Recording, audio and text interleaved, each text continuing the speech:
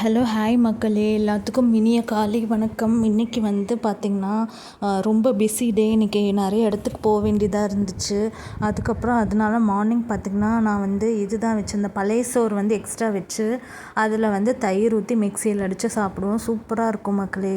இந்த வெயில் டைமுக்கெல்லாம் இதுதான் ரொம்ப நல்லது. பழைய சோறு வந்து ஊற்றி அது கூட வந்து இந்த சுண்டைக்காய் வந்து காய வச்சு அது வச்சுருந்தேன். அதனால் அந்த சுண்டைக்காய் வந்து வச்சுக்கிட்டோம். அதுக்கப்புறம் சிப்ஸ் இருந்துச்சுன்னா சிப்ஸு, கொத்தவரங்காய், இந்த மாங்காய் இதெல்லாம் வச்சு சாப்பிட்டோன்னா சூப்பராக இருக்கும். இதுக்கு பழைய சோறு தான் மக்களே நல்லா இருக்குது சாப்பிட்றதுக்கு. இந்த வெயிலுக்கு வேறு எதுவுமே நல்லா இல்லை. நல்லா இவ்வளோ குண்டா நிறைய பழைய சோறு வச்சு 2 பேரும் சேர்ந்து தான் சாப்பிட்டோம். இது வந்து சுண்டைக்காய் வந்து நான் காய வச்சு இதில் வந்து எண்ணெயில் போட்டு எடுத்து ஒரு பாட்டிலில் போட்டு வச்சுட்டேன். அதுக்கப்புறமா இந்த சிப்ஸு கொஞ்சம் எடுத்து வச்சுருந்தேன் மக்களே. சரி அது கூட தொட்டுட்டு சாப்பிட்டுக்கலாம் அப்படின்னு சொல்லிட்டு இன்றைக்கி இதுதான் மார்னிங் ஸ்பெஷல். அதுக்கப்புறம் அங்கேருந்து வந்து நான் நேச்சுரல்ஸ் போயிருந்தேன். நேச்சுரல்ஸ் வந்து எனக்கு பெடிக்யூர் பண்ணணும் அப்படின்னு சொல்லிட்டு சாய்பாபா காலனியில் இருக்கிற நேச்சுரல்ஸ் தான் போயிருந்தேன். அங்கே வந்து 30% ஆஃபர் இருக்குது மக்களே. நீங்களும் போய் பாருங்கள். பில்லேருந்து டோட்டல் பில்லேருந்து 30% ஆஃபர் வரும். அதுக்கப்புறம் அங்கே போயிட்டு அதுக்கப்புறம் சரின்னு சொல்லிவிட்டு எங்கள் ரேஷன் கடை இருக்குது. சரி ரேஷன் கடையில் போய் இன்றைக்கி ரேஷன் வாங்கிடலாம் அப்படின்னு சொல்லிட்டு ரேஷன் கடைக்கு தான் போனேன். Actually 1:30 closed.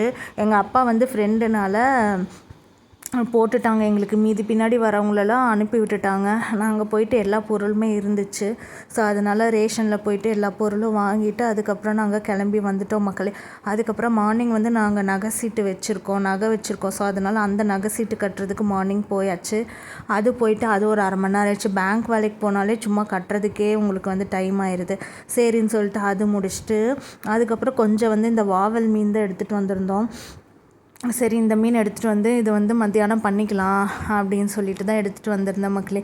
எங்கள் அம்மா என்னெல்லாம் சமைச்சு வச்சுருக்காங்க பார்க்கலாமா. இது வந்து ரசம் வச்சுருக்காங்க. அதுக்கப்புறமா சாப்பாடு.